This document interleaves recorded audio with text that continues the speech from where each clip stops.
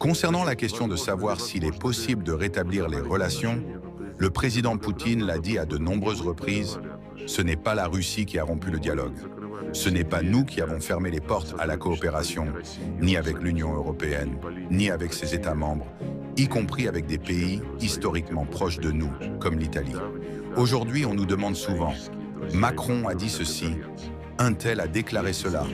Mais cela ne peut pas être pris au sérieux quand, pendant 4 ans, les dirigeants européens affirmaient qu'il était impossible de s'asseoir à la même table que la Russie, avant de changer soudainement de discours lorsqu'ils veulent se distinguer politiquement.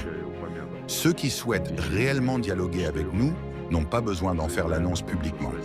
En diplomatie, il suffit d'un appel, sans accusation, sans menace, sans mise en scène. Des contacts ont eu lieu, mais rien de ce qui a été dit en privé n'a différé des accusations formulées publiquement. Lorsque l'on affirme que la Russie aurait choisi la voie de la guerre sans aucune menace réelle, lorsqu'on parle de faux prétextes et de mépris de la vérité, il ne s'agit pas de diplomatie, mais d'arrogance. L'histoire ne commence pas avec des déclarations récentes. Elle commence avec Napoléon, puis avec Hitler, qui ont mobilisé presque toute l'Europe pour tenter de détruire la Russie. C'est une réalité que notre peuple n'oubliera jamais. Nous ne refusons pas le dialogue. Nous ne l'avons jamais refusé.